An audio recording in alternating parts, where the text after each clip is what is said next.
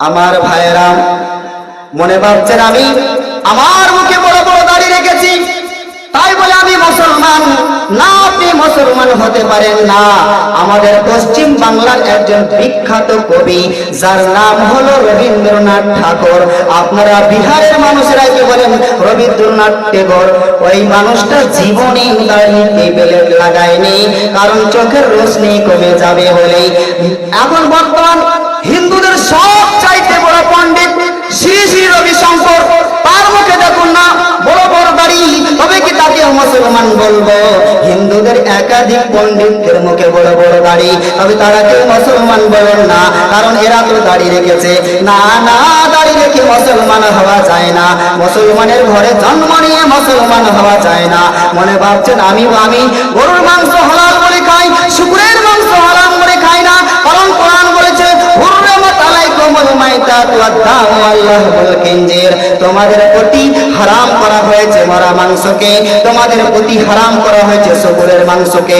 এজন্য আমরা মরা মাংস খাই না, আমরা শুকরের মাংস খাই না, গরুর মাংস হালাল বলে খাই।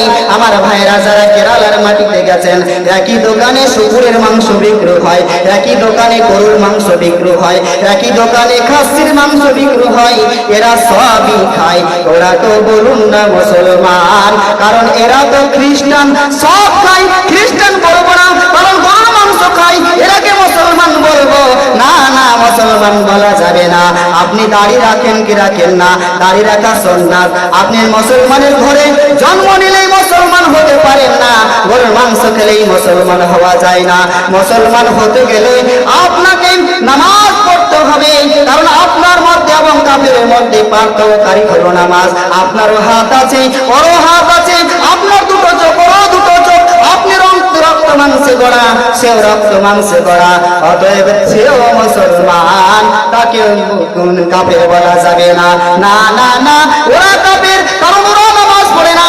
আমার আল্লাহ জানিয়েছেন ওয়াকিমুস সালাতা ওয়ালা তাকুনু মিনাল মুশরিকিন, তোমরা নামাজ কায়েম করো এবং মুশরিকিনদের মধ্যে হয়ে যেও না। আমার ভাইরা, আল্লাহর দোয়া, হাত ও পা নিয়ে পৃথিবীর সমস্ত কাজ করে থাকি, আর এই হাত ও পা নিয়ে যদি আমরা নামাজের দিকে আসতে না পারি, হাত ও পা আমাদের শত্রু, আমাদের শত্রু, আমাদের শত্রু।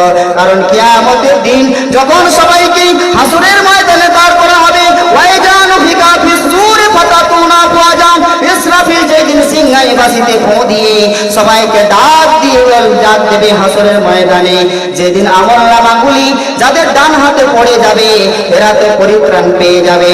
ওয়া আম্মা মান উতিয়া কিতাবাহু ওয়ারাআ যাহরিহি, যাদের আমলনামাগুলি পিছন দিক থেকে বাম হাতে পড়বে, সেই দিন অনেকের মুখমণ্ডলটা কালো পদাকার কুৎসিত হয়ে থাকবে। ওয়াজুহি ইয়াউমাইজিন আলাইহা গাবারা, সেই দিন অনেকের মুখমণ্ডলে হাসি থাকবে না, উজ্জ্বল থাকবে না, আনন্দিত হয়ে থাকবে না, এদের মুখমণ্ডলটা পদাকার হয়ে থাকবে, কুৎসিত হয়ে থাকবে, গোমরামুখী হয়ে থাকবে। তারা কারা?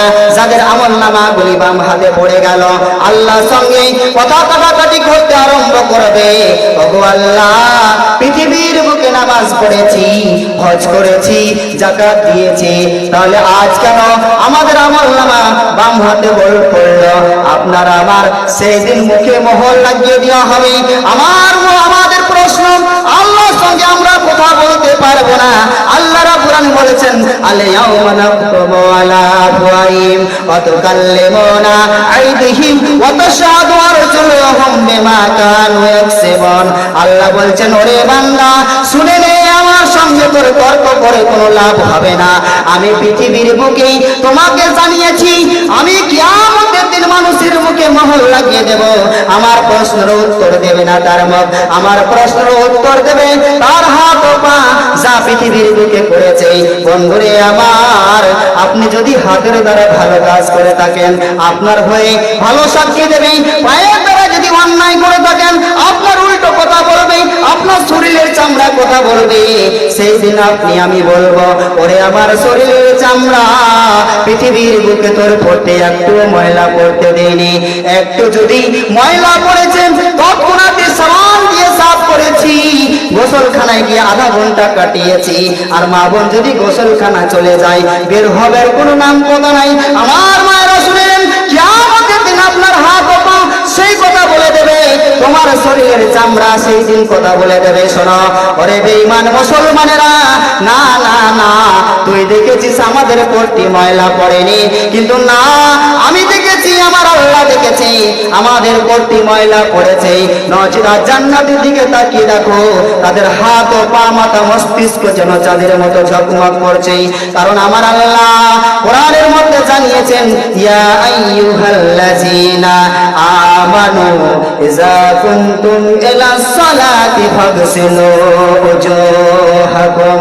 ওরে মুমিন বান্দারা, যারা ঈমান নিয়ে এসেছো তারা শুনে নাও, যখন তোমরা নামাজের জন্য দাঁড়াবে মুখমণ্ডলটা ভালো করে ধৌত করে নেবে, হাত দুটিকে কায়না পর্যন্ত ধুয়ে নেবে, মাথা মাসা করে নেবে, পা ধুয়ে নেবে।